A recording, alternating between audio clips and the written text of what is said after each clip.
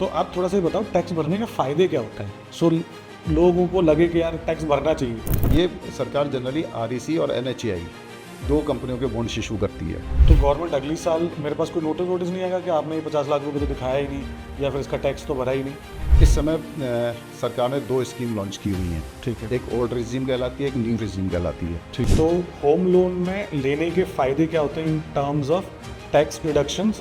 जो भी आदमी इनकम कर रहा है उन सभी को टैक्स भरना होता है। और आजकल तो वैसे भी सब ऑनलाइन हो रहा है, तो सरकार को तो पता ही है, आपने 1 रुपये भी पूरा डाटाबेस सरकार के पास है और ये काफ़ी एलाबोरेट हो चुका है और आगे भी सरकार इस पर काम कर रही है। तो क्योंकि मैंने GST को लेके लोगों के पॉजिटिव नेगेटिव दोनों तरीके के व्यूज़ देखे। तो गवर्नमेंट ने एक लिमिट स्पेसिफाई की हुई है, इसमें 2,50,000 तक अगर आपकी इनकम है तो टैक्स भरने की रिक्वायरमेंट नहीं हो। जो मैं अपने CA से भी बात करूँगा कि हम ये कर रहे हैं कि नहीं कर रहे हैं।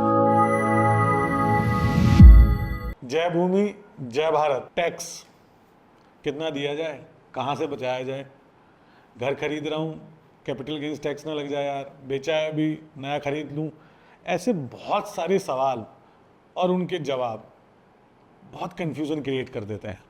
स्पेशली अगर आप इन्वेस्टमेंट करते हुए आ रहे हैं, आपकी पहली इन्वेस्टमेंट है, तो समझ नहीं आ रहा होता कि यार कैपिटल गेन्स को कैसे बचाया जाए या बाकी टैक्स कैसे फाइलिंग की जाए और किस तरीके से की जाए। इन सब सवालों के जवाब आज मैं आपके लिए लेके आया हूँ इस स्पेशल टैक्स पॉडकास्ट में, जिसमें हम सिर्फ टैक्स से रिलेटेड बात करेंगे एंड जिनसे हम बात करेंगे उनका एक्सपीरियंस इस इंडस्ट्री में बहुत है, बिकॉज उन्होंने 1988 में अपनी प्रैक्टिस चालू करी थी CA की और वो तब से लेके अब तक लोगों को यही एडवाइस करते हुए आ रहे हैं। तो आज के हमारे गेस्ट हैं मिस्टर अजय केजरीवाल जी। इनको उतना एक्सपीरियंस है जितना मेरी उम्र भी नहीं है। तो चलिए आज के पॉडकास्ट को शुरू करते हैं। सर, सबसे पहले मैं आपसे जानना चाहता हूँ, आप कितने टाइम से CA की प्रैक्टिस कर रहे हो? मैं 1988 से CA की प्रैक्टिस कर रहा हूँ। 87 मैंने क्वालिफाई किया था। एक साल मैंने SR बॉटली में सर्विस की थी, उसके बाद सर्विस छोड़कर मैं प्रैक्टिस में आ गया, तब से मैं प्रैक्टिस में हूँ। ओके। और ये प्रैक्टिस आप कहाँ पे कर रहे हो, दिल्ली NCR या इसके बाद? वैसे मैं इन प्रिंसिपल दिल्ली NCR में कर रहा हूँ, पर हम पूरे पैन इंडिया में प्रैक्टिस कर सकते हैं। ओके। और कुछ प्रोजेक्ट्स हमारे हैं, ऑडिट्स हमारे हैं जो पैन इंडिया हैं। ठीक है। तो सर, मतलब you are the right person to ask this question, tax भरना किसको होता है? टैक्स जो भी आदमी इनकम कर रहा है उन सभी को टैक्स भरना होता है। ठीक है। इंडिविजुअल की हम बात करें तो गवर्नमेंट ने एक लिमिट स्पेसिफाई की हुई है, इसमें 2,50,000 तक अगर आपकी इनकम है तो टैक्स भरने की रिक्वायरमेंट नहीं होती, लेकिन उसमें भी सर्टेन कंडीशंस हैं। अगर आपको इलेक्ट्रिसिटी 1 लाख से ज़्यादा अगर आप पे करते हैं तो उसमें टैक्स भरना और ITR फाइल करने की रिक्वायरमेंट आ जाती है। अच्छा। अगर आप फॉरेन ट्रैवल करते हैं तो 2 लाख से ऊपर की अगर आप एक्सपेंडिचर करते हैं तो उन आदमियों को भी टैक्स भरना होता है। उसके लिए 2,50,000 की कोई थ्रेशोल्ड लिमिट नहीं है। हाँ, ओके। अगर आप बात करें इंडिविजुअल से हट के फर्म की और कंपनीज़ की, तो उनको तो मैंडेटरीली रिटर्न फाइल करना ज़रूरी है। ठीक है। अब सर, जैसे कुछ लोगों की सैलरी समझ लो 1 लाख 1.5 लाख रुपए होती है, तो जो ये टैक्स स्लैब्स, एक बार अगर आप थोड़ा सा ये बता दो कि टैक्स स्लैब्स कितने % पे कितना लगता है, फिर उसके बाद थोड़ा सा और डिटेल में बात करें।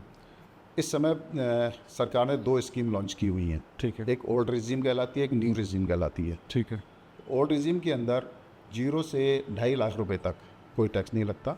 ये मैं इंडिविजुअल SSC की बात कर रहा हूँ। ठीक है। या जो प्रोप्राइटरशिप बिजनेस कर रहे हैं मैं उनकी बात कर रहा हूँ।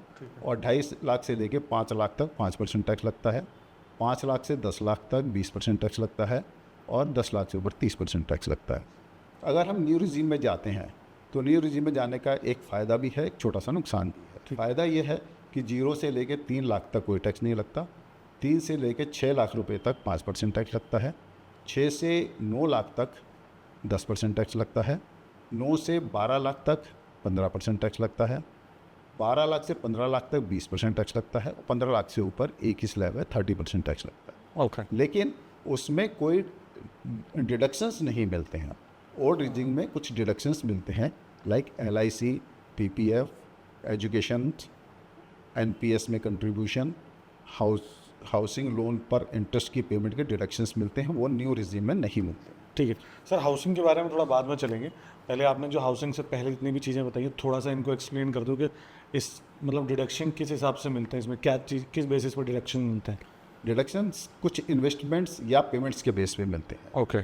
सेक्शन 80C के अंदर 1.5 लाख रुपए तक अगर आप पेमेंट्स करते हैं, जिसमें कि आपके LIC PPF, NPS, एजुकेशन की पेमेंट्स, बच्चों के चाइल्ड एजुकेशन की पेमेंट्स, इनके कम्युलेटिव सम्स में 1.5 लाख रुपए तक का टोटल डिडक्शन मिलता है। अच्छा। NPS में 50,000 रुपये का एडिशनल डिडक्शन मिलता है।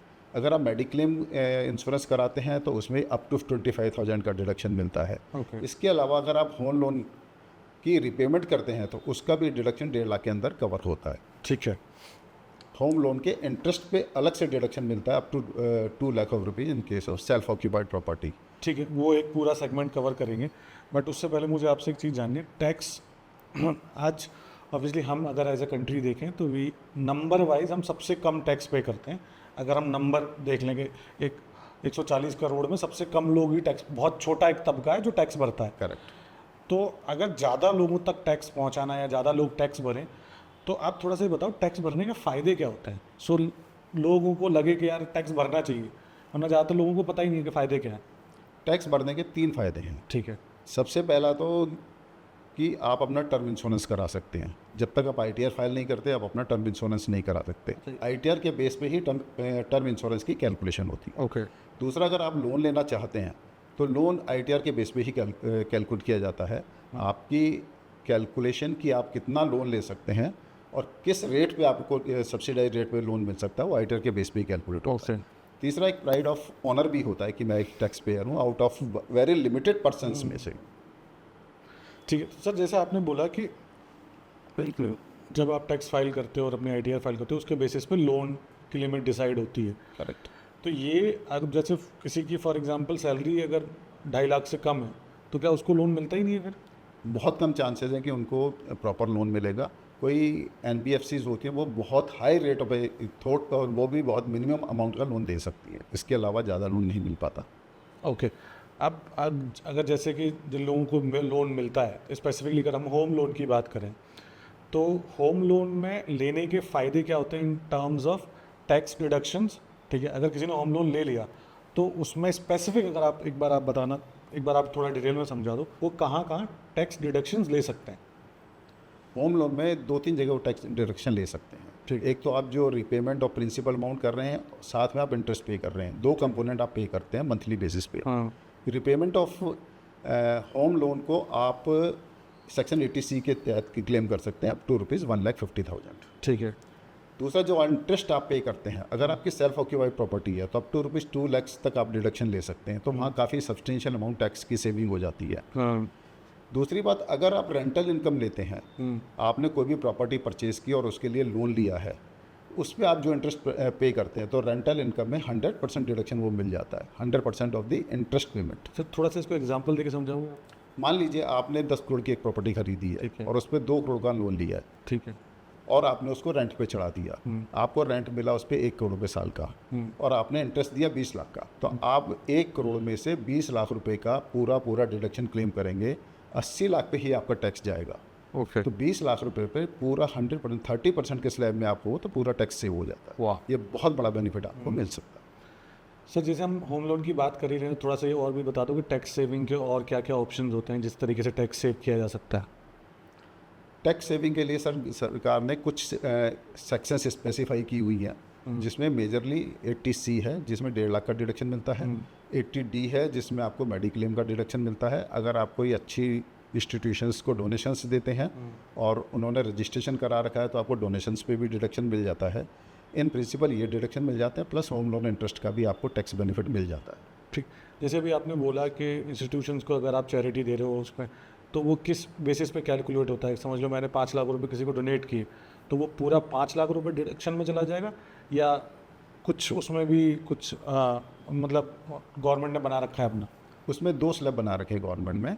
एक में है 100% डिडक्शन, एक में है 50% डिडक्शन। ओके। तो जनरली 50% डिडक्शन तो सभी को मिल जाता है। 100% के लिए कोई स्पेसिफाइड स्कीम्स के अंदर रजिस्ट्रेशन उन्होंने करा रखा है तो उनको 100% डिडक्शन भी मिल जाता है। अगर आपने 5 लाख दिया है तो 100% स्कीम में 5 लाख रुपये आपकी टोटल इनकम में से कम हो जाएगा। ठीक है। और अगर आपने 50% वाले स्लैब में दिया है तो आपका टोटल इनकम में से 5 लाख की डोनेशन पर 2.5 लाख रुपए का डिडक्शन मिले। ठीक। सर ये 100% वाली कौन सी, मतलब क्या होता क्या है, या किस तरीके से रजिस्टर्ड होती हैं कंपनियां, या फिर ये ये ऑर्गेनाइजेशन जो होती हैं? इसमें जनरली जो पीएम की स्कीम्स होती है, प्रधानमंत्री स्कीम्स होती है, वो जनरली 100% डिडक्शंस के अंदर आती हैं। अच्छा, जो कुछ टाइम पहले वो पीएम ने अपने फंड में वो पैसा जो लिया था लॉकडाउन के टाइम पे, वो उसमें वो 100%? सब उसमें 100% में आती हैं। ओके, और अगर जैसे अब नॉर्मल जो एनजीओ जो चल रही होती है वो वो सब 50%? 50% के क्लॉज में। Okay okay okay. Coming back to, अगर हम आप दोबारा से थोड़ा सा होम लोन पे आए, तो होम लोन पे जो टैक्स डिडक्शंस हैं वो सैलरीड के लिए अलग है और बिजनेसमैन के लिए अलग है, सब दोनों के लिए सेम है? नहीं, वो दोनों के लिए सेम है। ओके। वो आपकी इनकम कैलकुलेट होने के बाद होम लोन का डिडक्शन मिलता है, तो वो दोनों के लिए ब्रैकेट सेम होता है। अब सर, अगर हम होम लोन की बात कर ही रहे हैं, तो होम लोन पे एक ऑब्वियसली किसी ने प्रॉपर्टी खरीद ली, उसके बाद जो बेचने पे कैपिटल गेन्स टैक्स लगता है, थोड़ा सा इसके बारे में भी बता दो कि वो क्या होता है और किस तरीके से शॉर्ट टर्म लॉन्ग टर्म किस तरीके से वो काम करता है? अगर आपने कोई प्रॉपर्टी खरीदी है और आप उसे बेचते हैं, तो वो कैपिटल गेन उसमें क्रिएट होता है। कैपिटल गेन क्या होता है कि जितने में आपने प्रॉपर्टी खरीदी थी और जितने में आपने प्रॉपर्टी बेची है, उसका डिफरेंस कैपिटल गेन कहलाता है। ठीक है। कैपिटल गेन होल्डिंग पीरियड पर डिपेंड करता है कि वो शॉर्ट टर्म है या लॉन्ग टर्म है। ठीक है। दो तरह के ही कैपिटल गेन कैलकुलेट होते हैं। अगर आपने 24 मंथ्स से कम प्रॉपर्टी होल्ड की है from the date of purchase till the date of sale, तो आपको वो शॉर्ट टर्म कैपिटल गेन कहलाता है। अगर आपने 24 मंथ्स के बाद अगर प्रॉपर्टी सेल की है, तो वो आपका लॉन्ग टर्म कैपिटल गेन कहलाता है। और इनका ब्रैकेट क्या होता है? इनका टैक्स ब्रैकेट शॉर्ट टर्म के अंदर आपका नॉर्मल स्लैब के अंदर काउंट होता है। लॉन्ग टर्म में आपका 20% tax special rate of tax लगता है, जिसमें आपको अगर आपका हायर ब्रैकेट में भी जाता है तो आपको हायर ब्रैकेट नहीं देना है, 20% टैक्स Flat देना है, फ्लैट 20% ही देना है। ओके। अब सर, थोड़ा सा ये भी बता दो कि अगर किसी को ये कैपिटल गेन्स टैक्स बचाना है शॉर्ट टर्म या लॉन्ग टर्म, तो उसके तरीके क्या क्या हैं? शॉर्ट टर्म के लिए तो कोई खास तरीके नहीं है। लॉन्ग टर्म के लिए ये है कि अगर आप हाउस प्रॉपर्टी में इन्वेस्टमेंट कर देते हैं, तो लॉन्ग टर्म ये जितना गेन आया था, मिनिमम अमाउंट अगर आप उतना इन्वेस्ट कर देंगे, हाउस प्रॉपर्टी में इन्वेस्ट करेंगे, तो पूरा टैक्स आपका बच जाएगा। और ये कितने टाइम में करना होता है? अगर आप प्रॉपर्टी परचेज कर रहे हैं, तो अगर आपने सेल से 1 साल पहले या सेल के 2 साल बाद तक आप प्रॉपर्टी परचेज कर सकते हैं, उसमें आपको लॉन्ग टर्म कैपिटल गेन में डिडक्शन मिल जाएगा। अगर आप प्रॉपर्टी कंस्ट्रक्ट कर रहे हैं, तो कंस्ट्रक्शन में from the date of sale next 3 years के अंदर आपको प्रॉपर्टी परचेज करनी पड़ेगी, तभी आपको डिडक्शन मिलेगा। थोड़ा सा सर इसको सिंपल भाषा में एक बार समझा दो जिन लोगों को कि अब फॉर एग्जांपल मैं हूँ, ठीक है, मैंने आज 1 करोड़ का घर खरीदा और 2.5 साल बाद वो 1.5 करोड़ का बेचा, ठीक है। तो ये जो 50 लाख है ये मैं कैसे बचाऊं? उसका तरीका एक तो ये है कि मैंने दोबारा प्रॉपर्टी में इन्वेस्ट कर दिया, ठीक है। तो विद इन वो 6 मंथ्स करना है, वो उसका कितना टाइम होता है? अगर आप हाउस प्रॉपर्टी में इन्वेस्ट प्रॉपर्टी का मतलब केवल हाउस प्रॉपर्टी में इन्वेस्ट करेंगे तभी आपको डिडक्शन मिलेगा। ठीक है। अगर आप हाउस प्रॉपर्टी में इन्वेस्ट करना चाहते हैं, तो आपको सेल की डेट से 3 साल तक आपको कोई ना कोई प्रॉपर्टी परचेज करनी पड़ेगी। ओके। तो अगर आप प्रॉपर्टी सेल करने के 3 साल के अंदर अंदर प्रॉपर्टी परचेज कर सकते हैं, तो प्रॉपर्टी परचेज करने में आपका कैपिटल गेन पूरा फ्री हो जाएगा, प्रोवाइडेड कि कैपिटल गेन से ज़्यादा कि आपने प्रॉपर्टी परचेज की हो। अगर आपने कम की परचेज की है, तो आपको प्रोपोर्शनल डिडक्शन मिलेगा, बाकी पे आपको टैक्स देना पड़ेगा। ठीक है। अब यहाँ पे एक चीज़ है सर, जैसे समझ लो वो 50 लाख रुपए मेरे पास आके मेरे अकाउंट में रखा हुआ है, जी, ठीक है, तो गवर्नमेंट अगली साल मेरे पास कोई नोटिस नहीं आएगा कि आपने ये 50 लाख रुपए तो दिखाया ही नहीं या फिर इसका टैक्स तो भरा ही नहीं? गवर्नमेंट के पास से सारी इन्फॉर्मेशन होती है। जब आप रिटर्न फाइल करेंगे तो उस इन्फॉर्मेशन से मैच हो जाती है। मैच होने के बाद वो आपको कोई नोटिस इशू नहीं करेगी। ओके, तो उनके हिसाब से कि 3 साल हैं बंदे के बाद, 3 साल अगर आपने नहीं किया तो नोटिस आ जाएगा? तो नोटिस आ सकता है, लेकिन इसमें 3 साल में आप इन्वेस्टमेंट तो कर सकते हैं। हाँ। लेकिन आपकी जब पहली ITR फाइल करने की डेट आती है, उससे पहले आपको एक special capital gain account scheme में पैसा जमा कराना होगा, जो जनरली बैंकों के पास खुलता है। अच्छा। तो उसमें अगर आप पैसा जमा करा देते हैं, तो उस पैसे को फिर आप प्रॉपर्टी परचेज करने के लिए यूज़ कर सकते हैं। आप वो पैसा अपने पास फ्रीली नहीं रख सकते।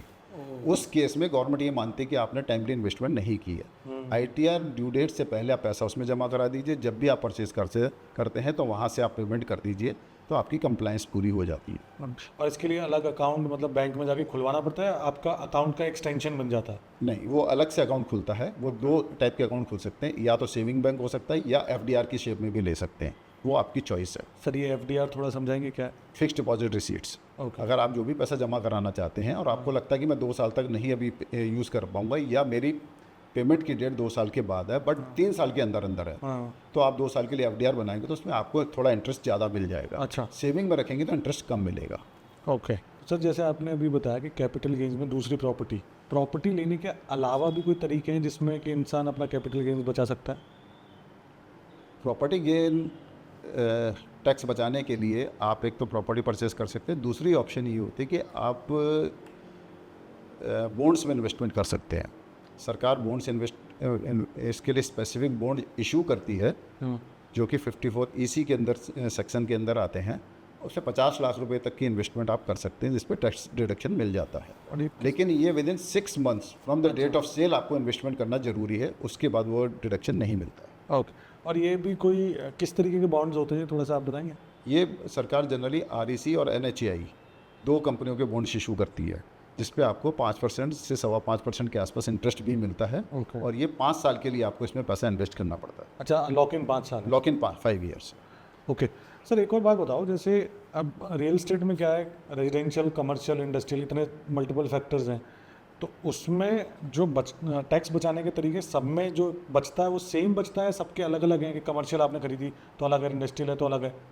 नहीं, जो अगर आप प्रॉपर्टी में टैक्स बचाने के लिए इन्वेस्टमेंट करना चाहते हैं तो केवल रेजिडेंशियल हाउस प्रॉपर्टी में ही इन्वेस्टमेंट करने पे आपका टैक्स बचता है, चाहे मैंने कमर्शियल बेची हो। चाहे कमर्शियल बेची हो। अच्छा, तो अगर आप कमर्शियल में बेचकर कमर्शियल में इन्वेस्ट करेंगे तो आपको डिडक्शन नहीं मिलेगा।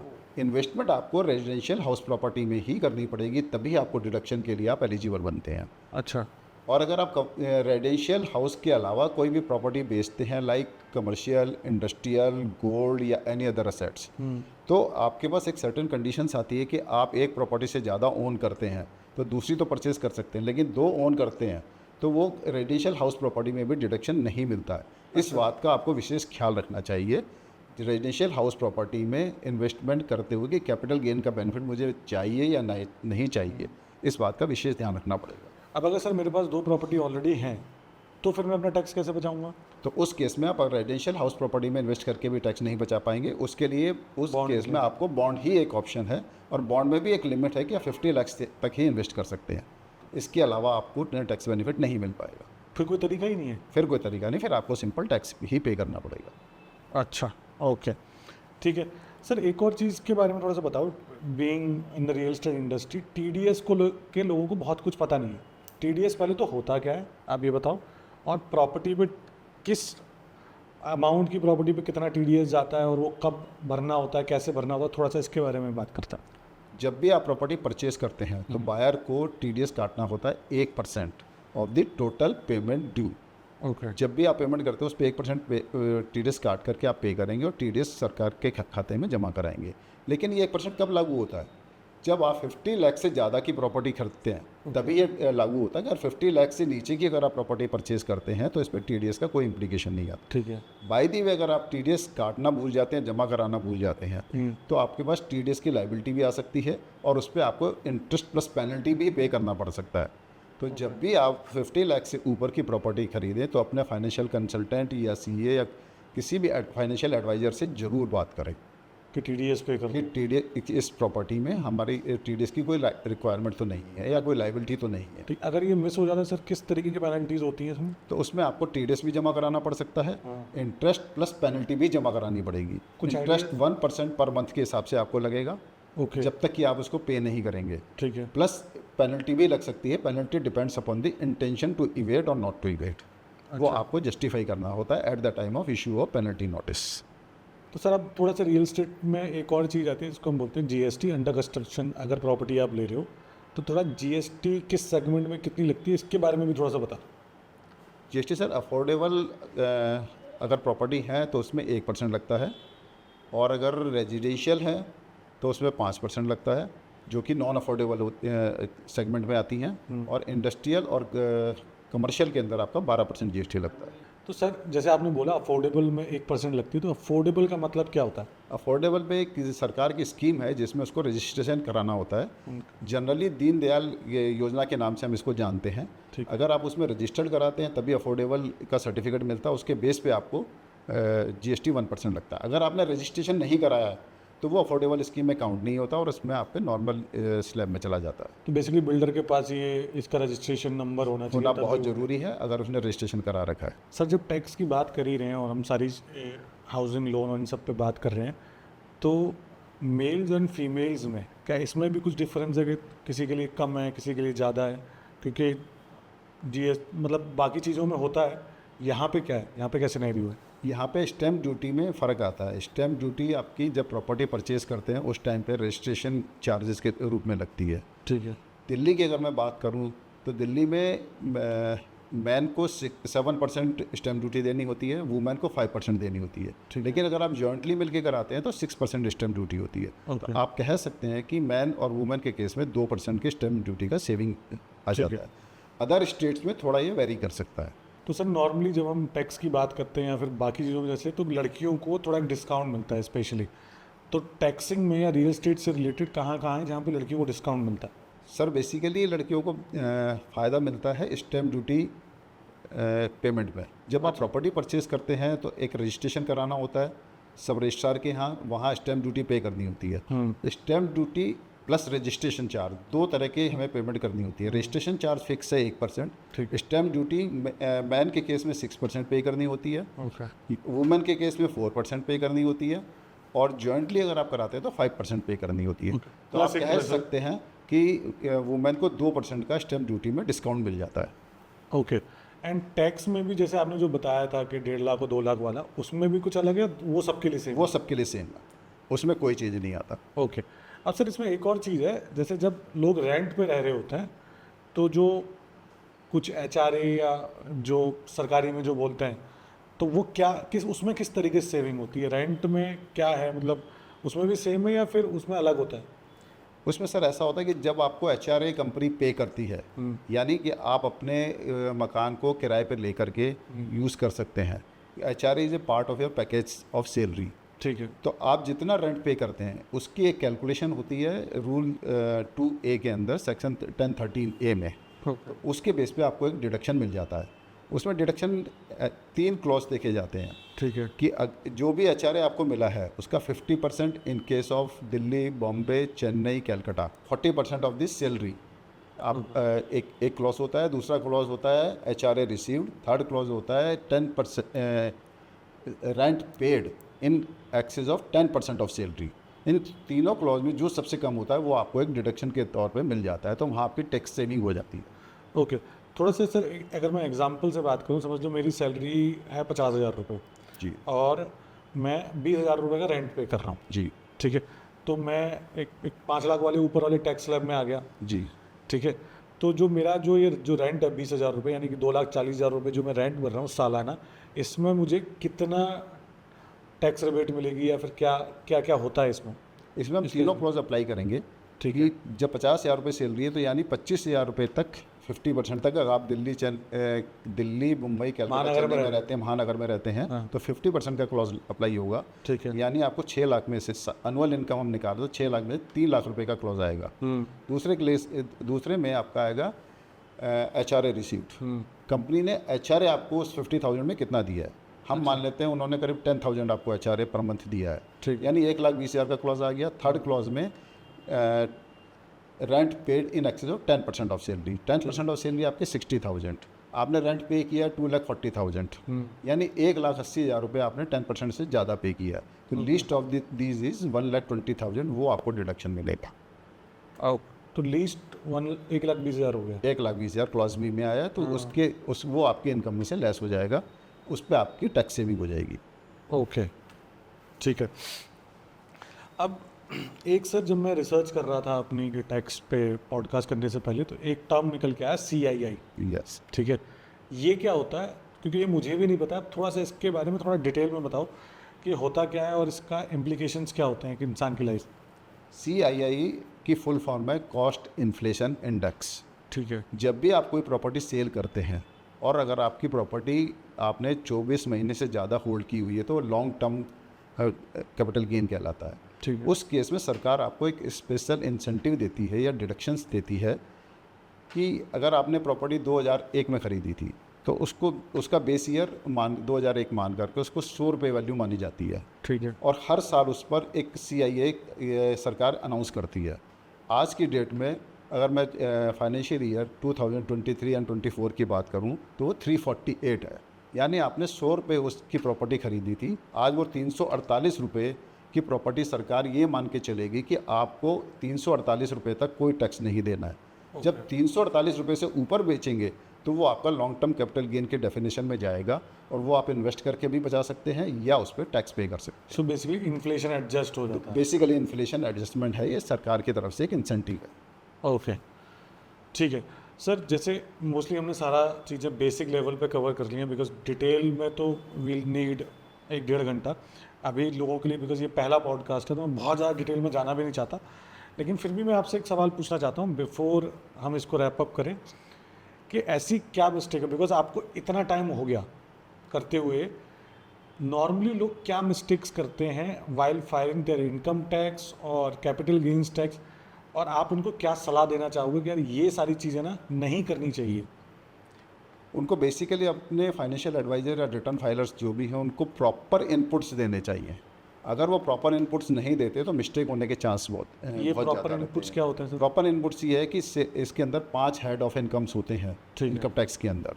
Income from salary, income from house property, income from business या profession, income from capital gain and income from other sources. Income from other sources में जनरली इंटरेस्ट, डिविडेंड या रेजिडुअल इनकम सारी count हो जाती है। अगर वो प्रॉपरली इनपुट नहीं देते हैं तो ये गलत हेड में भी जा सकती है या उसका गलत कैलकुलेशन हो सकती है, तो उसमें आपको इंटरेस्ट या पेनल्टी की लाइबिलिटी भी आ सकती है। और जो डिडक्शन आपको मिलने चाहिए वो डिडक्शन नहीं मिल सकते। तो जब आप प्रॉपर इनपुट के साथ रिटर्न फाइल करेंगे तो आपको जनरली प्रॉब्लम नहीं आएगी। दूसरा, सरकार के पास पूरा डाटाबेस अवेलेबल है और सरकार आपको 26AS, AIS और TIS के शेप में आपके पोर्टल पे भी डालती है। आपको उनको टाइम टू टाइम चेक करके ही अपनी रिटर्न फाइल करनी चाहिए ताकि आपसे कोई मिस्टेक ना हो, क्योंकि मिस्टेक की पेनल्टी बहुत हैवी है। उनको ध्यान में रख करके आपको अपने रिटर्न फाइल करनी चाहिए। ठीक है सर, एक बात करते करते एक लास्ट सवाल है बस मेरा, कि जब आप इनकम टैक्स फाइल कर रहे हो या कोई भी टैक्स फाइल कर रहे हो तो उसमें कितने तरीके की इनकम दिखाई जा सकती है? जैसे मैंने अभी एक्सप्लेन किया, उसमें 5 तरह की 5 हेड में ही इनकम डिस्ट्रीब्यूट की जाती है। ओके, उन 5 हेड में ही आपको पूरी जितनी भी आपकी सोर्सेज ऑफ इनकम है वो डिक्लेयर करनी है। उसके अलावा भी कोई इनकम होती है तो जनरली वो एग्जाम्प्ट कैटेगरी की होती है। मैं एग्जांपल के तौर पे आपको बताऊं तो interest received on PPF, okay, public provident fund, that is exam, वो भी आपको एग्जाम्पशन के कॉलम में रिपोर्ट करनी चाहिए। ओके, अगर आप रिपोर्ट नहीं करते हैं तो वो भी इंफॉर्मेशन सरकार के पास है, वो कभी भी आपको क्वेश्चन रेज कर सकती है। टू अवॉइड दैट कि आपको प्रॉपर इनपुट के साथ ही रिटर्न फाइल करनी चाहिए। और आजकल तो वैसे भी सब ऑनलाइन हो रहा है तो सरकार को तो पता ही है, आपने 1 रुपया भी पूरा डाटाबेस सरकार के पास है और ये काफ़ी एलाबोरेट हो चुका है और आगे भी सरकार इस पे काम कर रही है। तो पूरी इन्फॉर्मेशन सरकार के पास है। इवन आपके इलेक्ट्रिसिटी बिल की डिटेल भी सरकार के पास है। तो छोटी से छोटी चीज़ भी है उनके पास अवेलेबल है, तो बेटर है कि आप उसको थोड़ा सा कॉन्शियस वे में रिटर्न फाइल करें। ओके सर, मेरा एक सवाल है, जैसे जहाँ से मैंने स्टार्ट किया था उसी पे एक मैं आपसे सवाल, ये मेरे अपना सवाल है। जी, हम सबसे कम number wise tax paying country, जी, बट अगर हम देखें, ये मैं आप ज़्यादा अच्छे से बता पाओगे, पिछले अगर मैं 10 साल 15 साल में, स्पेशली GST आने के बाद, क्योंकि मैंने GST को लेके लोगों के पॉजिटिव नेगेटिव दोनों तरीके के व्यूज़ देखे हैं। GST आने के बाद इनकम टैक्स फाइलिंग में आपने कुछ बढ़ोतरी देखी? जी, GST आने के बाद मैंने इनकम टैक्स फाइलिंग में बहुत ज़्यादा बढ़ोतरी देखी है। अगर मैं करंट सिनेरियो की बात करूं तो ऑलमोस्ट 11 करोड़ पैन हमारे पास हो चुके हैं। GST आने के टाइम पे करीब करीब 6 करोड़ पैन थे। वाह, तो ऑलमोस्ट डबल हो चुके हैं। और रिटर्न फाइलर्स भी लास्ट ईयर में देखो तो ऑलमोस्ट 8 करोड़ रिटर्न्स हमने फाइल की थी मार्च 23 क्लोजिंग के ईयर के लिए, और 24 के लिए ये डाटा उससे ऊपर ही जाने वाला है। तो GST जब आया था 1 जुलाई 2017 में, उस टाइम पे हमारी रिटर्न फाइलिंग ऑलमोस्ट 5 करोड़ थी। अच्छा, काफ़ी इसमें इजाफा हुआ है कि काफ़ी रिटर्न फाइलर्स बड़े हैं, काफ़ी बढ़ेगा, मतलब 5 से 8 crore is a very good job. काफ़ी जंप आया है। ओके, अभी इस पॉडकास्ट को सर यहीं अल्पविराम लगाएंगे, बाकी एक और पॉडकास्ट करेंगे जिसमें थोड़ा सा और डिटेल में बात करेंगे कि अंदर क्या क्या चीज़ें हैं, कौन कौन सी चीज़ें और डिटेल में क्या देखनी चाहिए।